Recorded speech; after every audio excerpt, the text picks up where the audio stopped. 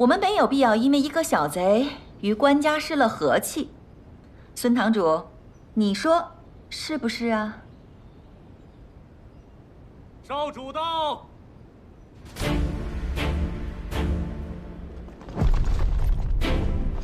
参见少主。这就是3年前血洗清水帮的银玉楼少主吗？从没露过面呢。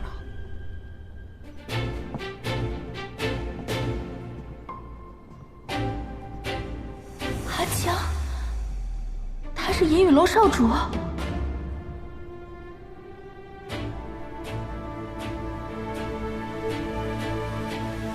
是你杀的杨采薇。是我。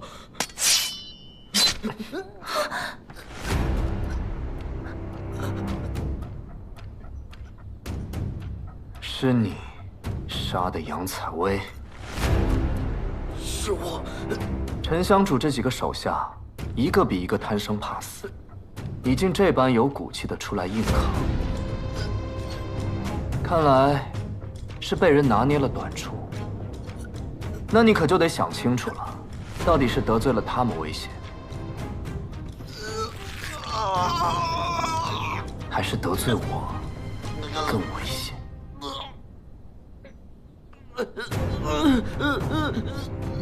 少主手下留情，听我解释。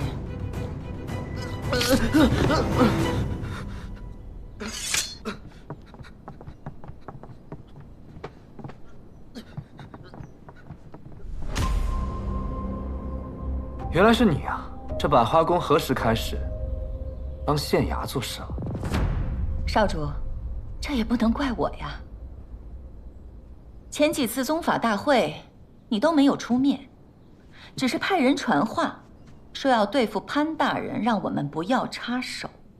可潘大人毕竟天下闻名，又有郡主做靠山，我担心少主年轻气盛，要真把事情闹大了，恐怕我们4大宗族在河阳的根基都会受到影响。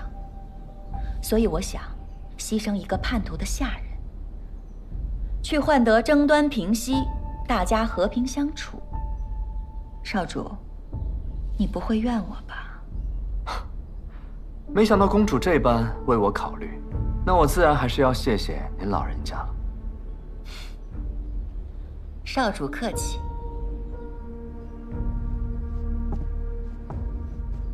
4大宗族同气连枝，你我之间的事，回去再说。而现在我正好有点私事，要与潘大人详谈。糟了，阿强定是认为我被潘越杀了，怎么办？没想到，你就是银玉楼的少宗主啊！怎么，和潘大人想的不太一样？貌若寒冰，应是狼顾。卓少主还真是有一双杀人如麻的眼睛啊！潘大人说笑了，在下是读书人，以打打杀杀为业，并不是什么光彩之事。不过，杨采薇对我有救命之恩，我发誓报恩，她却因你枉死。今日无论如何，潘大人必须要给我一个交代。所以你在生死方示警，是想等到今天亲自动手？当然，不亲手杀你，又怎能消我同是挚友之恨？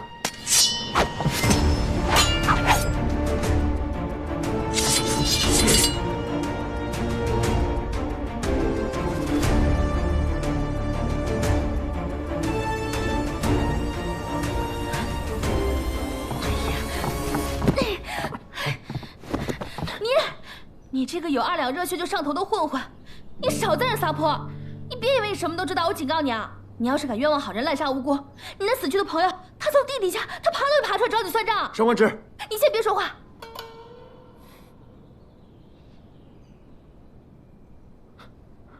给我闭嘴！你这个只有2两热血就上头的小混混，再不给你包扎你就死了！你刚才说什么？你这个有2两热血就上头的混混！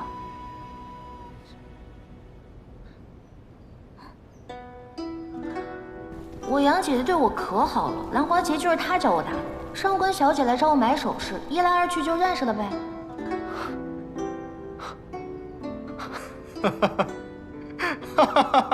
阿江又发什么疯啊？你到底认没认出我啊？上官小姐，果真是胆色过人，方才的一番直言，振聋发聩。刚才确实是在下鲁莽了。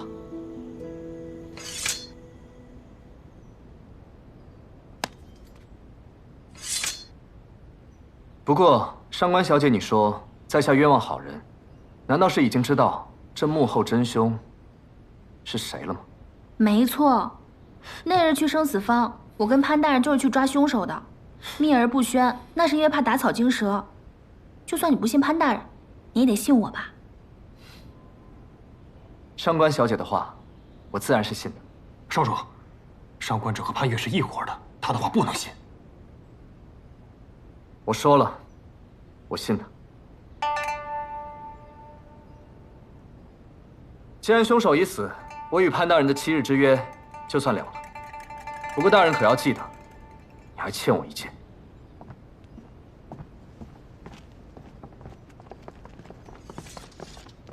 不是走了？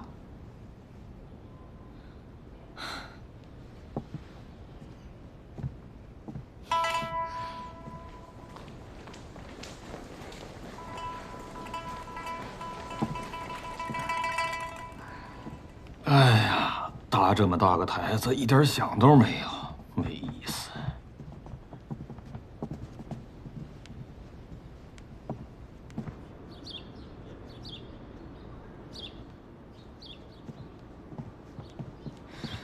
我刚才那么一闹，他定然又会嫌我多事，说不定还会以此为借口赶我出县衙。不行，我得想想办法，先发制人。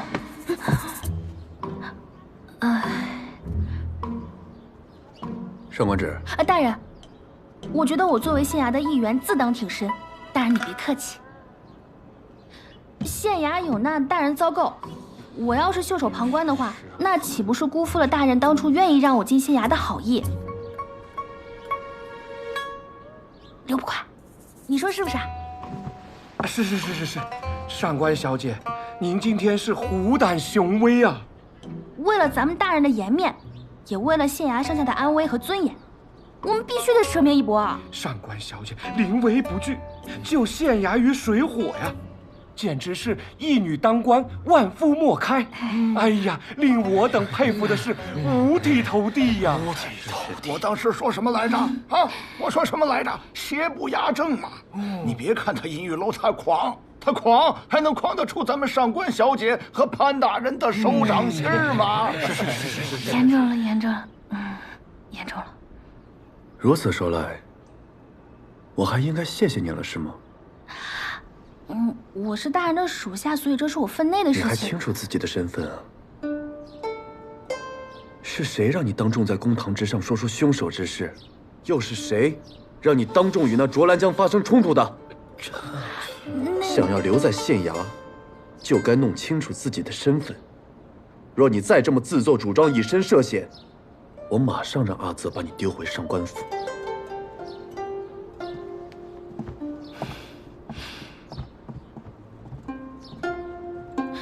意思是他不计较了。多谢大人。派人盯着他。大人这是担心上官小姐的安危？公然顶撞银玉楼少主，他若出事，我如何与上官兰交代？哦。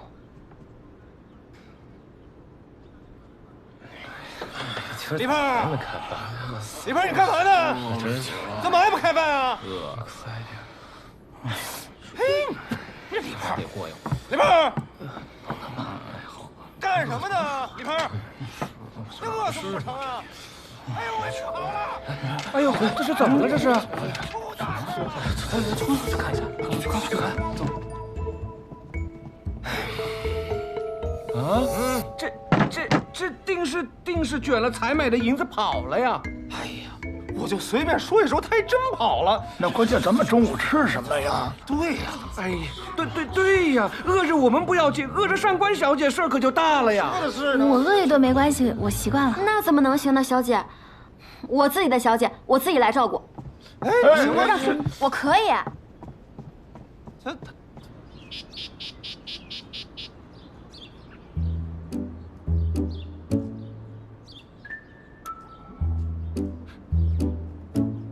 不是，陈三儿，看着比那李胖做的强多了。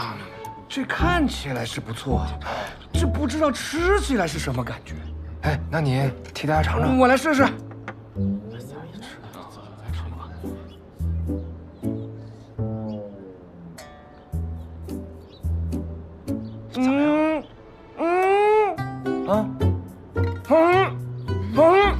哎呦，你看不样？你给人做熟人下饭啊！是啊，我尝尝。那个，拿我的酒过来。小姐，好歹我们今天也扬眉吐气一回。以后啊，每年的今天，今天多少号来着4月初六。对，以后每年的今天4月初6，我都得好好的喝一杯。没错，喝一杯。对呀，今日是初6，跟阿江约好每月一醉的日子。他既已经认出了我，会不会去酒馆等我？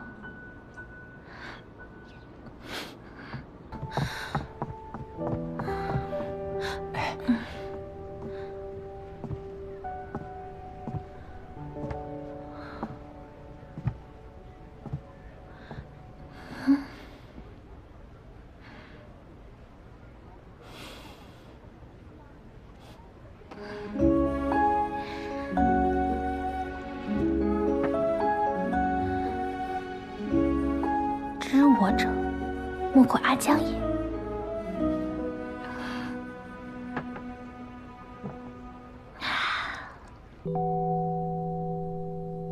这令牌上的6，到底是何意？水波纹组织在河阳经营已有10年，这么多年不可能没有留下任何线索，不妨去当房看看。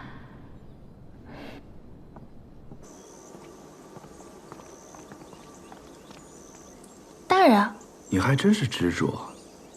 彼此彼此。大人，您先请。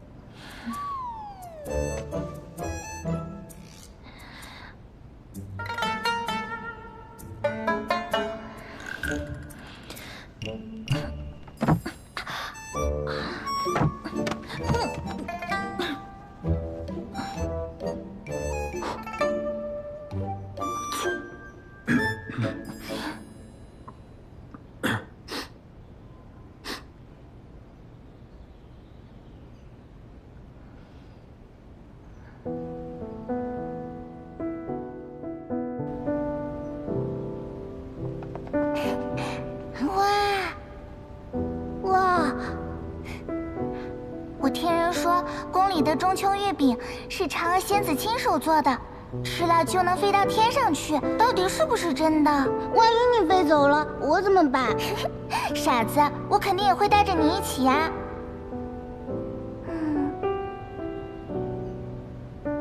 怎么没感觉呀？皇上驾到！快跑！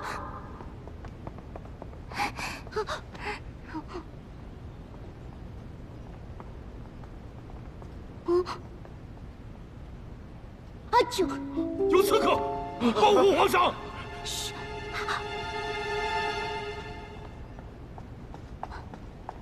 月儿，玉饼是我偷吃的，皇上要砍你就砍我的头。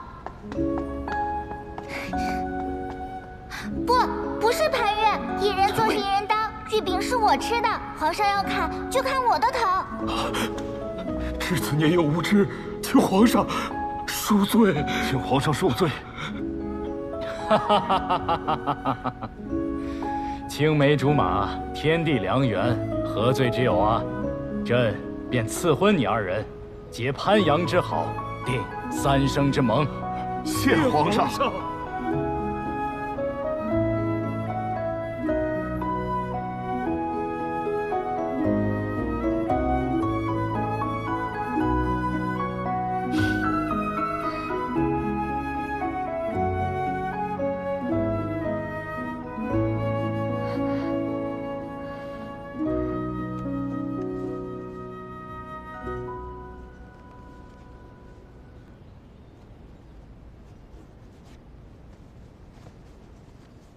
没想到，河阳积压了这么多悬案，这些卷宗的背后，不知有多少含冤受屈的百姓。正义不伸，公道难明，百姓如生在长夜，似釜底有余。待查清水波纹一事，待抓获幕后真凶，定要还好人一个公道，定要让坏人付出代价。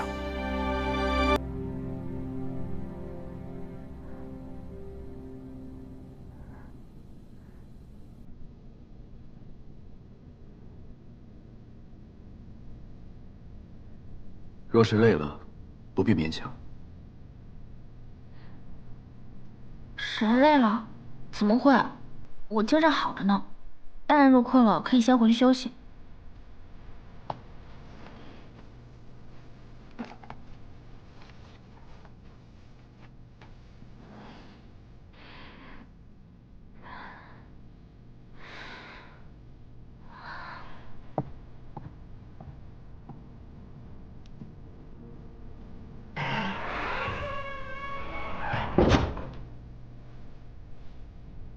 谢谢大人。早些看完，早些休息。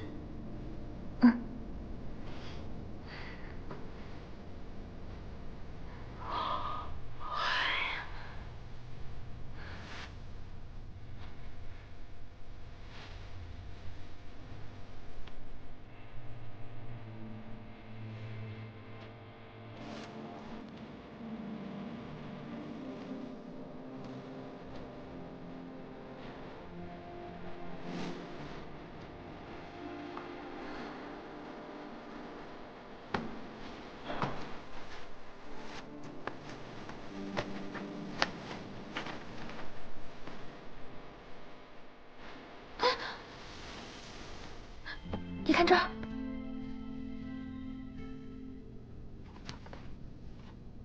灯会暗。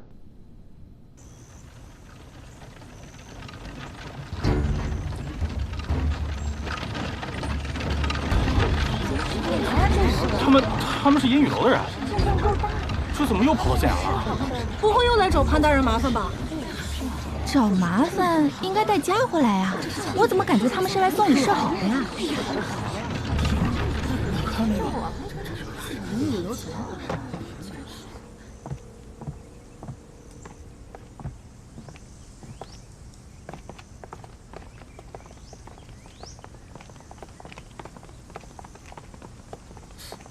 他又来这里做什么？不知道啊。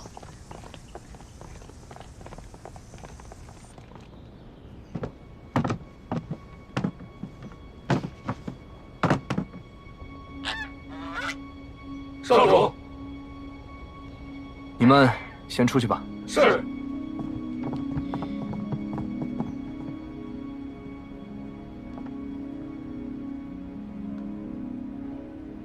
阿福，把桌子往外拖一下。是。就这样吧，阿福，你也先出去。好。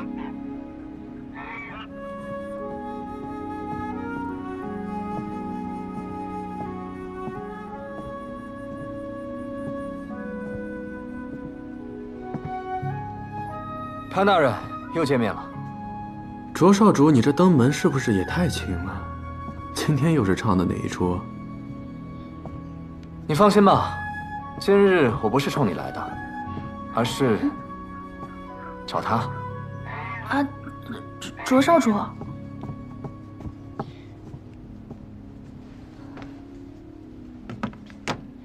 昨日上官小姐临危不惧的身姿，令我见之不忘，思之如狂。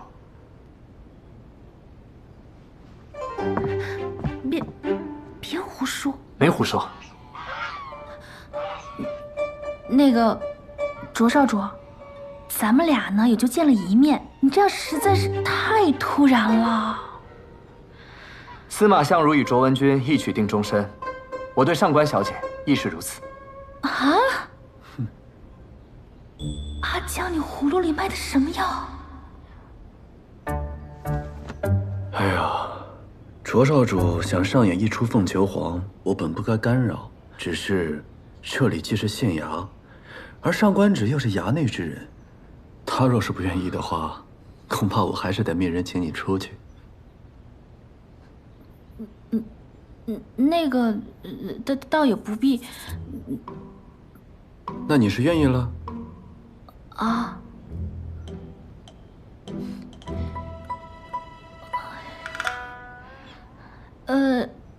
卓少主，我跟你呢虽然也是一见如故，但是我上官芷对感情比较喜欢那个，细水长流，咱们先做朋友，多了解了解，其他再说嘛。好，上官小姐愿意给我这个机会，我也是受宠若惊。上官小姐，你从京城而来，河阳很多好吃的，定是还没有尝过。这是我们河阳有名的丽香糕，你不妨先尝尝。那真是太好了，看了一晚上卷宗，还没吃早饭呢。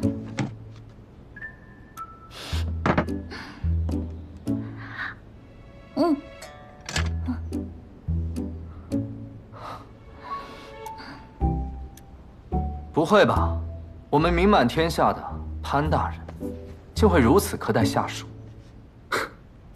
自是比不上卓少主笼络人心的手段啊。不过这里既是县衙，那自然有县衙的规矩，当然不是些寻常的江湖帮派可比的。谢了。潘大人，你误会了，我对你，还有这个县衙，是一点兴趣都没有。我是怕自己心爱之人在此受委屈，我去给你拿水。对了，卓少主前几日在公堂上说，杨采薇是你的救命恩人。他没和你说过？看来他对你还是有所保留。他既然答应嫁给我，那我们自是两心相悦。会不会是你对他来说无足轻重呢？这很难说吧。哼。唉，杨采薇啊，杨采薇，若是你泉下有知，能否指点我一二？你到底是恨他，还是信他？需不需要我为你出这一口恶气？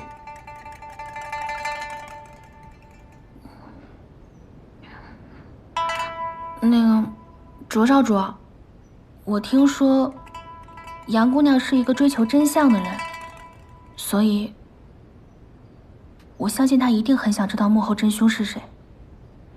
有道理，那还请上官小姐给我指点一二，告诉我这幕后真凶该从何查起。查案之事乃是我县衙之务，就不劳银雨楼费心了。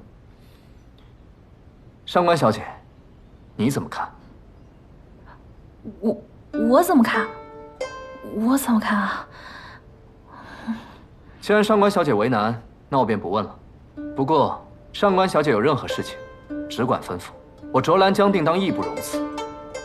还有，我的一片真心，还望上官小姐能够再考虑考虑。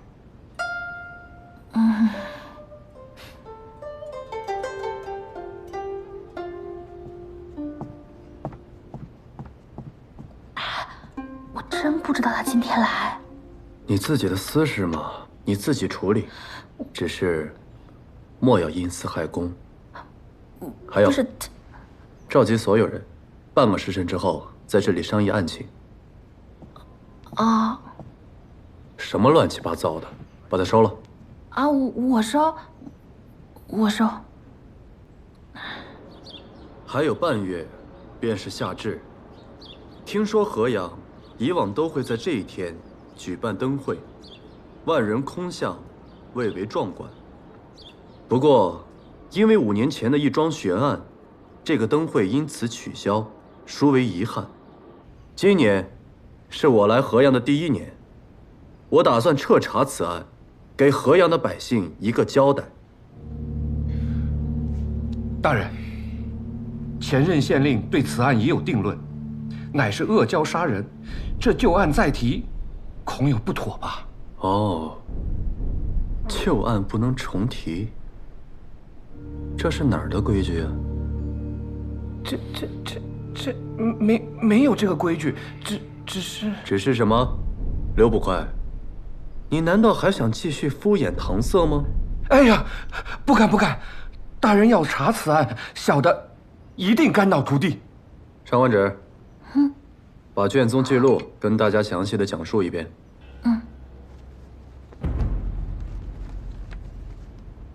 河阳傍水而建，传说水里潜有恶蛟，因受伤没有化龙入海，恶蛟状如蛇，手如虎，长至数丈。看见岸边嬉戏或行舟之人，会将人拖至水边，吮其鲜血，血尽方止。故而每年夏至，河阳举办盛大灯会进行祭祀，祈祷恶蛟飞升化龙，不再危害河阳。灯会渐渐演变成老少尽欢的一个节日。然而，5年前，灯会上发生了一桩凶案，尸体于河边树林发现，经仵作验尸判断，是枪血窒息而死，伤口在天突穴，深2至3寸，就像被野兽的利齿所伤。但奇怪的是，伤口切面平整，且呈蓝紫色，而伤口周围却肤色苍白，没有一丝血痕。现场没有发现拖拽或者搏斗的痕迹，死者似乎没有任何抵抗。官府查了一番，没有结果。孰料第2年灯会，又死了一个人，死状与1年前的死者别无二致。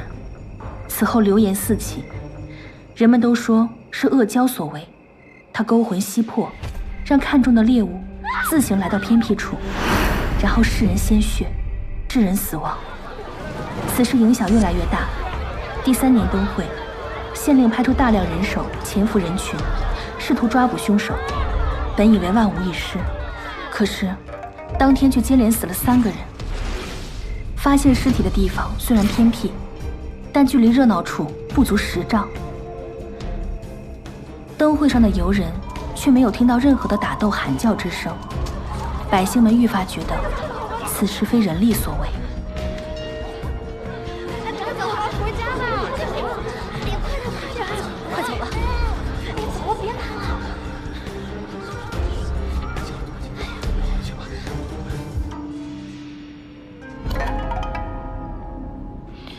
从那之后，恶蛟嗜血的说法也就甚嚣尘上。去年开始灯会停办，案件的调查也不了了之。大人，这个事儿我能证明。当年在案发的时候，既没有明确的动机，也没有确凿的线索，整个案件特别诡异。这确实不像。行了，我不相信所谓恶蛟杀人这种无稽之谈。如果有，那更好，扒了他的皮，做成灯会上最醒目的天灯。还愣着干什么？分头去查问死者的家人、证人，还有报关者，再查看卷宗有无遗漏的线索，然后回来汇报。是。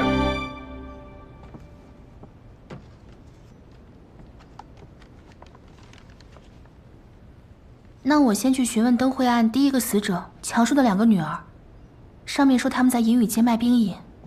哎呀，你说说这，没法整。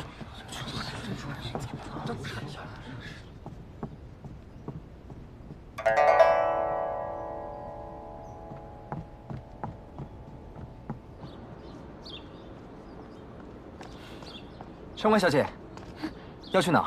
我载你一程。阿江，没想到还能活着见到你。我也没想到，还能听到“阿江”这2个字。今日你没有生气吧？我为什么要生气啊？我以为你会怪我擅自上门打扰。哎呀，我知道你就是想让大家都看到我上官只是有你银雨楼少主罩着嘛，让他们别欺负我，对吧？你懂就好。但是你以后别搞那么大阵仗了，那不知道的还以为你真对我一见钟情呢。如果是真的，你可愿意？啊？开个玩笑的。这种玩笑不能乱开的。对了，你的脸到底是怎么回事？这件事情是因为上官芷，她为了嫁给潘越，让巫医强行将我变成这样，却不想自己竟在婚礼上丧命。我为了找出幕后真凶，只能借用他的身份回到县衙。倒是你，怎么我3年前认识的小混混，如今摇身一变，成银雨楼少主了？所以你愿不愿意跟银雨楼的少主做朋友呢？所以我以后应该叫你阿江呢，还是卓少主啊？想叫什么就叫什么。还是阿江好一点吧。阿江挺好。对了，你还没说呢，你为什么瞒着我装了3年的小混混呢？我还这么年轻，还没有到回顾往昔的时候吧？快说。3年前，我爹被金水帮暗算，我从京城回到河阳，接掌银雨楼。那是我这一生最黑暗的时光。为了保下我父亲打下的基业，我逼着自己成为冷酷无情的少主。丧父之痛，无人可受，甚至连一滴泪也不能流。直到那次受伤，我遇见了你。虽然说你把我当作喜欢打架斗殴的小混混，但是你，只有你，愿意跟我做朋友。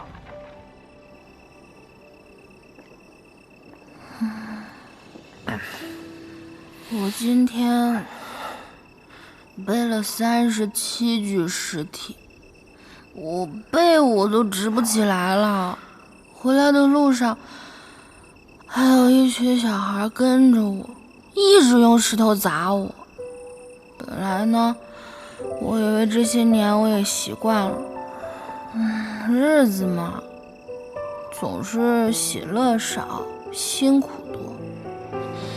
这不就是普通百姓的日子吗？可是有时候吧，还是堵得慌。都一样。我曾经以为，我堂堂男子汉大丈夫，就应该锄强扶弱，纵横江湖。可是睁眼一看，除了阴谋算计，就只剩下你死我活。活着怎么就这么难啊？老天爷，你可真会玩啊！你说，我给他们的亲人入殓下葬，为什么他们还要辱我骂我？为什么呢？为什么我身边的人，除了怕我，就是算计我，还要杀我？去他的李老板王掌柜，去他的银雨楼金水帮！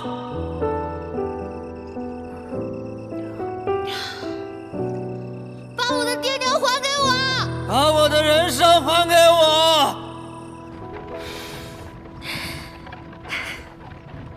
遇见你以后，我才重新开始笑。杨采薇，你是我生命中最重要的人，但是你也太不把我当朋友了吧？什么意思啊？我怎么就不把你当朋友了？那你在酒馆遇见了我，为何不等我酒醒之后与我相认？难道在你心中我比不上那个小骗子？不是啊，你跟小生都是我朋友，只是因为那件事情它牵连重大，我不想把你们俩也卷进来。要不是找不到师傅，连小生我都不告诉他。我这条命就是你救的，为你再死一次，又有何妨？哎呀，我说你能不能别老把死挂在嘴边，盼我点好行吧？也盼你自己点好啊。知道了。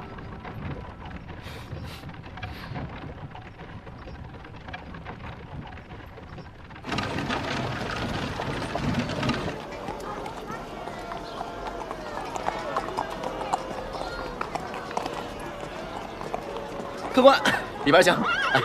大人，前年灯会案最后一名死者田华，就是此店的少东家。案发以后，我多次访查，绝无遗漏。是潘大人了！哎，你们快看，那不是潘大人吗？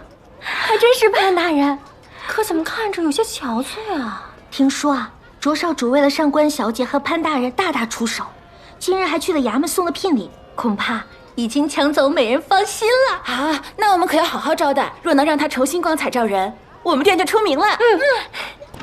也不知强叔的女儿在哪儿摆摊儿。放心，来了我的地盘，找个人还不容易。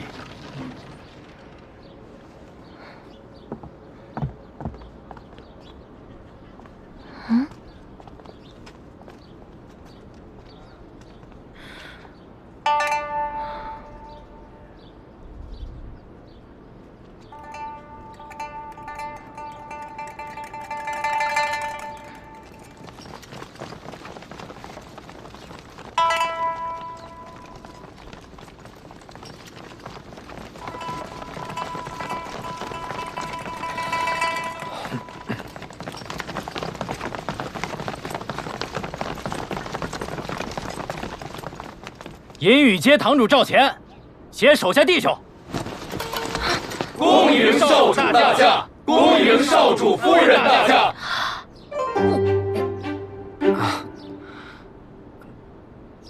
不是我，我要真想给你准备惊喜的话，也不会准备这么俗套的场面吧？啊，那意思是他们擅自揣度少主的意思喽？别急，我来处理。赵堂主是吗？哎，是，少主有何吩咐？我问你2个问题。哎，少主问便是。第一，上官小姐不喜欢被打扰，知道以后该怎么做了吧？明白明白，爱戴在心，敬而远之。这第二，我来银雨街是来找人的，你把人全都给我清空了，请问我去哪里找？少主放心，属下知道您是来找人的，属下已经安排好了，这就带您过去。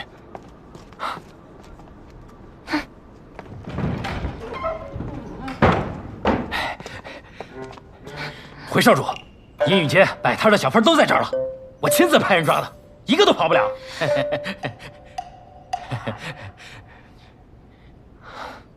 赵堂主，属下在。从今往后，你就是赵乡主了。少主，属下不知做错何事，请少主明示。还不赶紧松绑！是，赶紧放人。事已至此，解释清楚吧。那个大家别害怕，我们没有什么恶意，我们就是想找个人。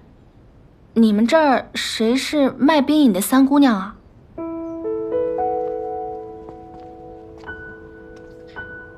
我就是。这位是卓少主，这位是上官小姐，他们问你问题，好好回答。姐姐，她要吃了我。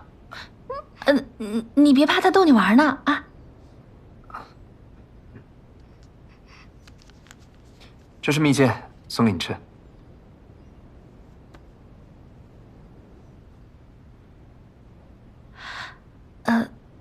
那个三姑娘，我们今天来只是想问问你，你父亲强叔之死，没有恶意，你莫要见怪。原来银雨楼大张旗鼓的关我们半日，只是为了方便上官小姐的问话。有什么尽快问，再迟，我的兵营要化成水了。啊，那个，强叔遇害是5年前的事情了吧？5年前的灯会，卷宗里的记录我都看过了。我想问问你，你还能不能回想起什么不对劲的地方，或者说，有没有可能的仇家？我们冬日取兵、存兵，夏日出来卖兵饮，每日睁眼闭眼都是生活琐事，从未与人结怨。那强叔呢？他出事之前有没有什么异常？没有，每年灯会前都是我们最忙的时候。那会儿双双也才5岁，除了干活还要照看他，一切都再平常不过。可没成想，还是出了事儿，只留下一辆兵车和我们姐妹俩。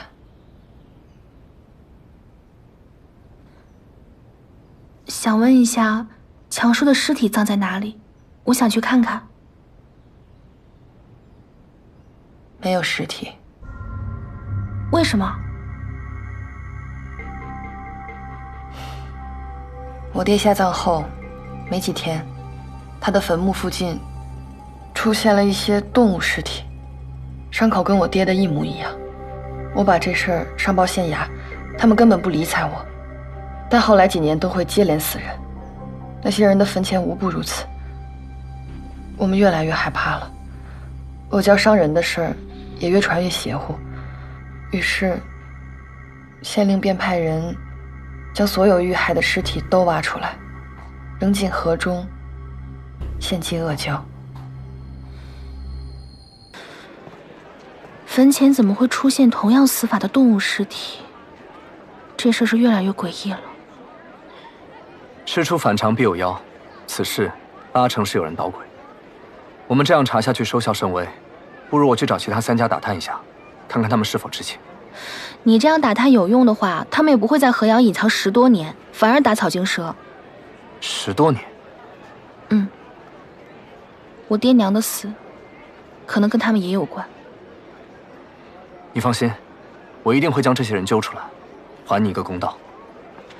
走吧，我们好久没去喝酒了，今日我请你。我还要回去复命呢。复不了是的，走了。姐姐，谁？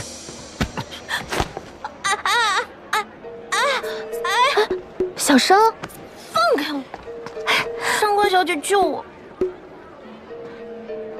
这个小骗子说我是小混混，还忘恩负义，说杨采薇认识我，属于交友不慎。上官小姐，你告诉我，我该如何处置他？你，他吓唬你呢。我跟阿江已经相认了。哎，小生，你怎么来这儿了？还不是这个小混混去鬼市逼问我跟你的关系，我担心你有麻烦，一直想要告诉你，但是没有机会啊。没想到他是银玉楼的少主，我怕你出事儿，所以跟过来看看。辛苦啦。哎，阿江刚刚说请客喝酒来着，你一起来吗？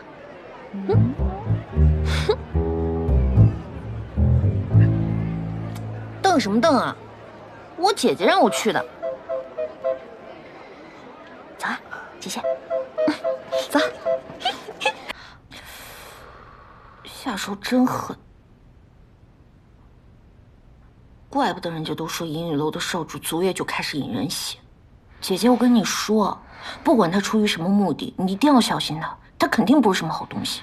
哎呀，他不是你想的那样，那些传闻都是道听途说的。什么道听途说？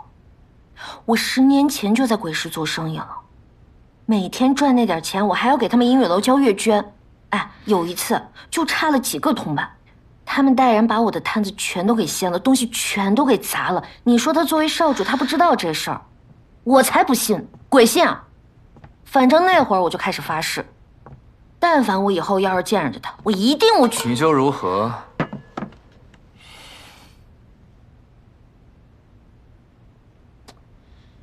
怎么，只敢在背后说人是非？当你面我也会这么说。我要教你做人，给你好好上一课。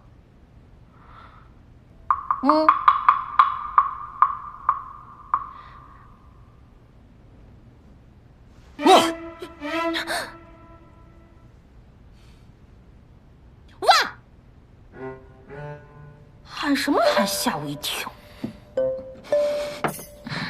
喝酒吧。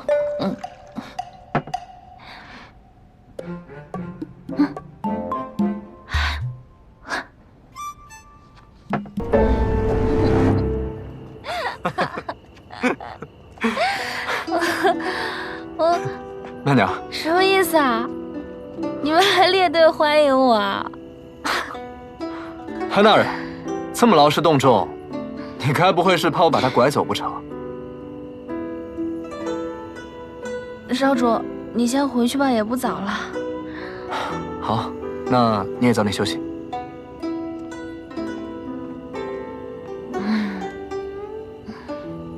你们先回去。是。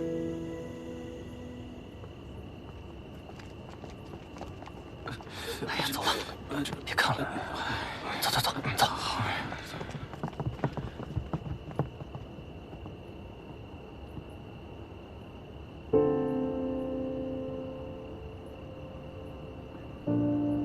你喝酒了？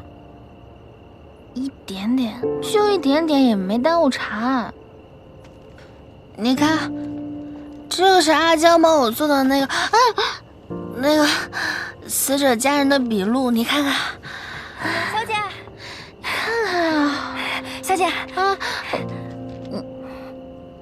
有卓少主做靠山，你在河阳自是畅通无阻，看来是我多虑了。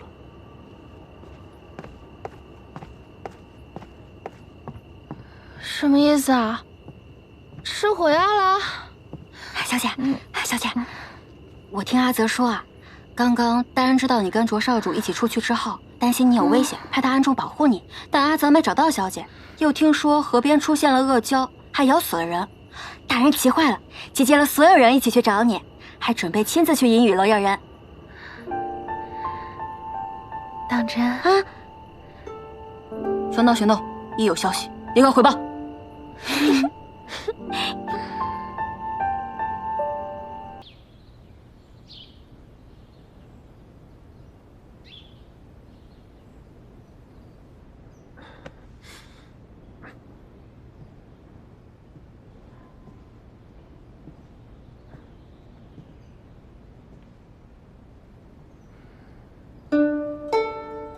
你看，这个是阿江帮我做的那个死者家人的笔录，该不会是那个时候？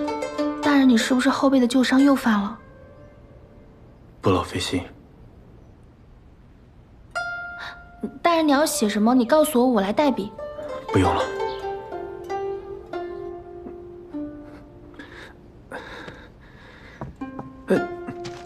上官芷，你。文书代笔，本就是我的职责所在。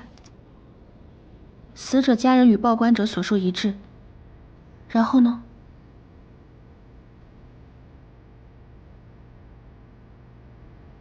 现场附近均无打斗、拖拽等痕迹，死者据为自行前往孤僻处，疑似熟人作案。县衙上下询问调查了死者的生前关系，尤其是仇人以及利益相关之人。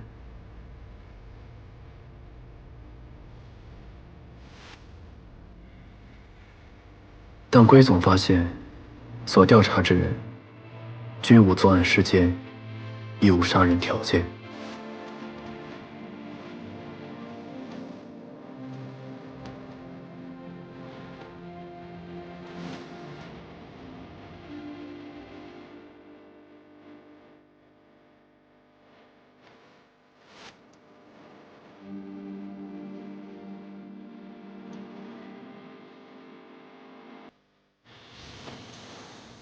也暂无明显共通之处。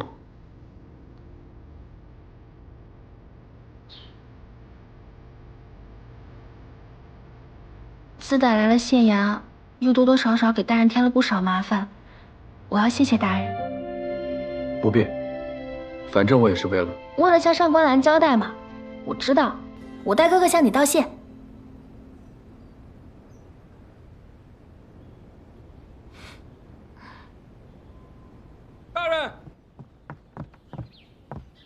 大人，不好了！怎么，河边又出事了？啊，不是，您还是亲自出去看看吧。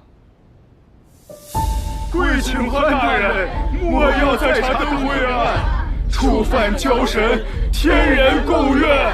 潘大人，求你了！求潘大人了，不要再查了。潘大人，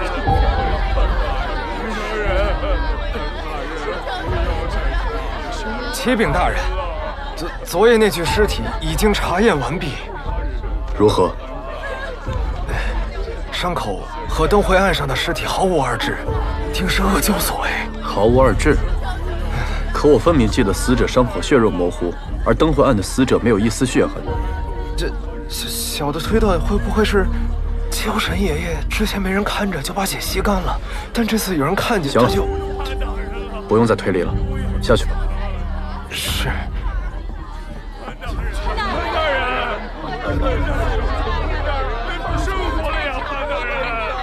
得想个办法让他们安心。陈三已经被吓破了胆，他的验尸结果不可信，我们还是照着卷宗一一比对吧。嗯。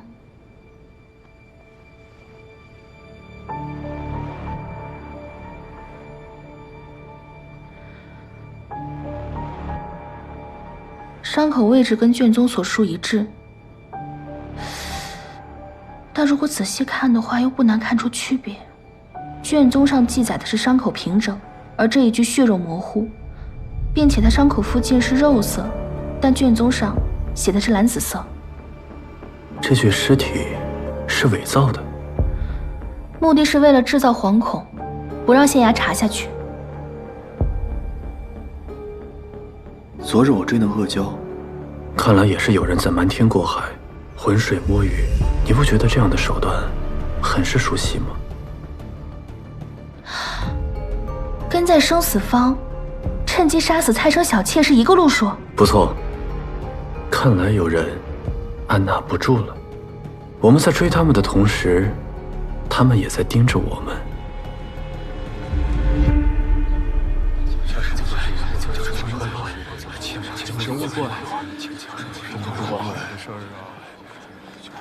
大人，陈三，旁人则罢了，你还是个仵作，不去查验尸体，寻找凶手线索，反到县衙里装神弄鬼。大人，不是小人不查，但这凶手是交神大人，你让小人怎么查？而且话又说回来了，我这么做没有半点私心，我都是为了大人和同僚们，不受天谴诅咒，是不是各位？是。大人，陈仵作说的没错啊，这人心不可背，天意不可违。大人，这恶蛟案啊，是万万不能再查了，不能再查了，大人。大人，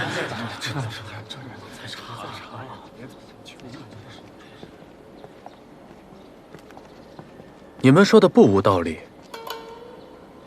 我也在想，若是一意孤行的这么查下去，恐不是良策。唉，大人何故叹息？这话虽如此，可我已对河阳百姓做出了承诺，如今出尔反尔，岂不是自打耳光吗？所以这到底是查还是不查，我心中甚是纠结。不如这样，既然你们都说是天意，那查或不查，我们就让天意来做主。啊！上官芷，去我房里把那100枚铜钱拿来。是，大人。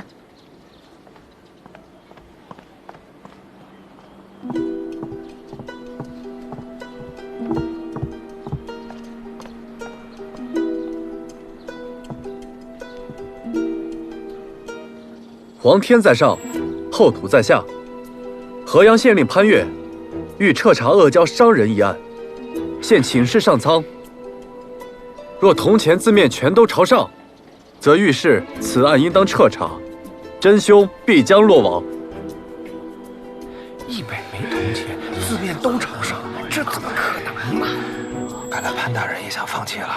真是给自己找台阶下。台阶都不可能。上官纸，撒。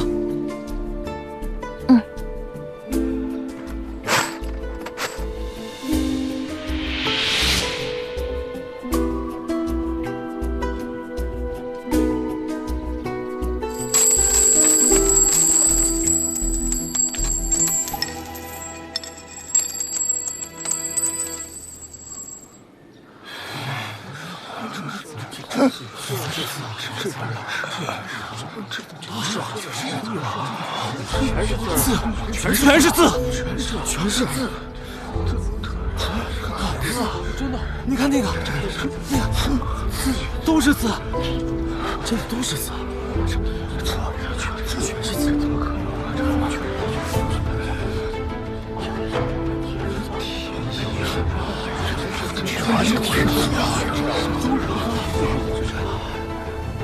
天意如此，潘越明了。所有人听着，若是谁以后胆敢再提恶交扰乱军心，罚俸1月，杖30，都听明白了吗？是。上官纸，将这100枚铜钱定在原地，真凶落网，我再来祝祷还愿。大婶儿，今天天这么闷热，来碗冰饮吧。哎呀，这里离河边那么近，我哪有心思吃这个呀？我要不是家里断了米，我才不来这里呢。呀，我先走了。姐姐，你看，冰都快化了。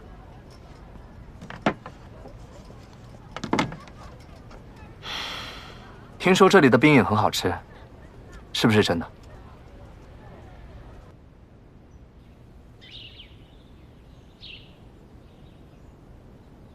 虽然前一日发现了与灯会案死者情况相似的尸体，但无论从作案手法、时机，还有伤口上来说，都有明显的区别。应该是有人故意要干扰，所以我们还是要把注意力集中在灯会案上。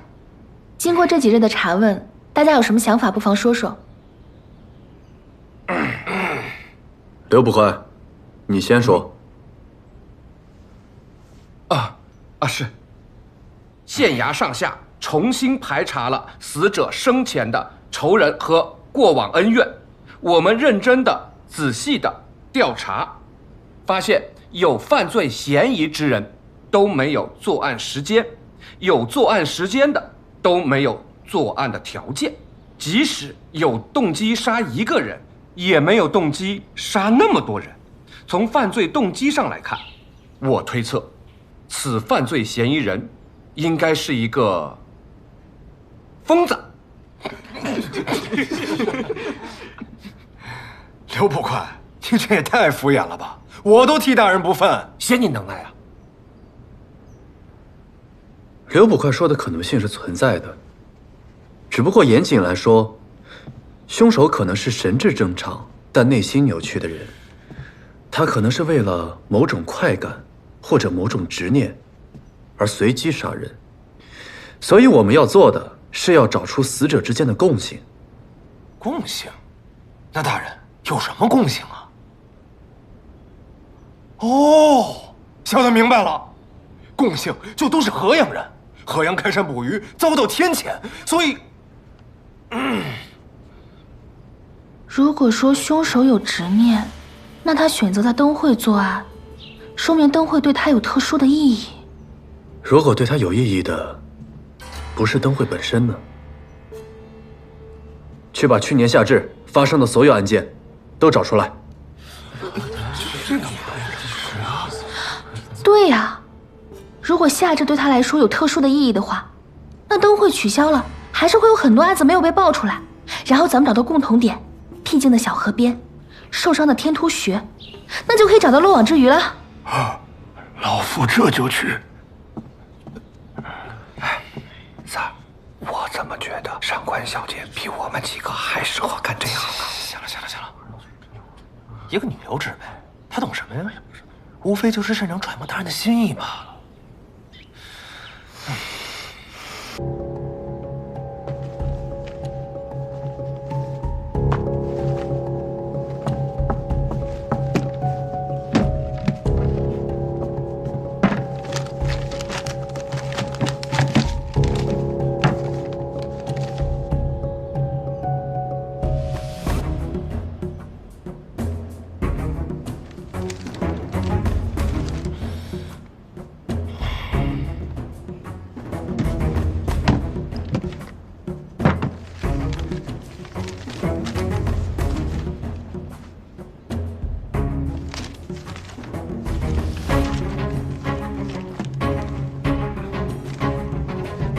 大人。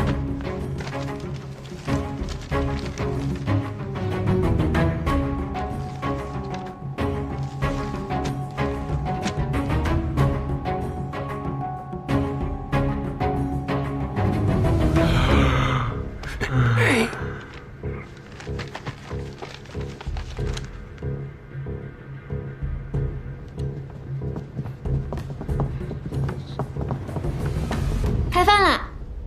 哎呦，我终于开饭了，饿死我了！快快快！灵儿姑娘做的菜呀，我能吃3碗米饭呢。灵儿姑娘这菜烧的真好。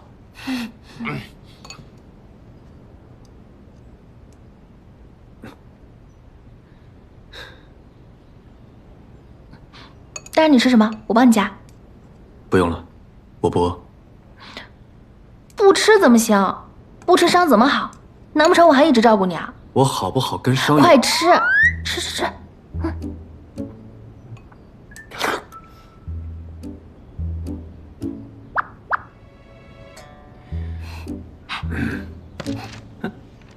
过来，你有没有发现？还有这个，你家公子和我家小姐之间变得有点不一样了。有吗？你天天的，能不能多关心关心你家公子啊？我挺关心的呀。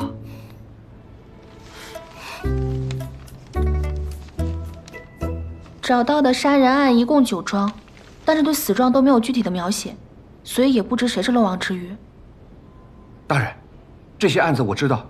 之前那位县令说，好不容易不开灯会了，就别给自己找麻烦了，所以都是草草记录，压根儿没仔细看。如果要一桩一桩调查清楚，最起码也得好几个月了。大人，卓少主来了。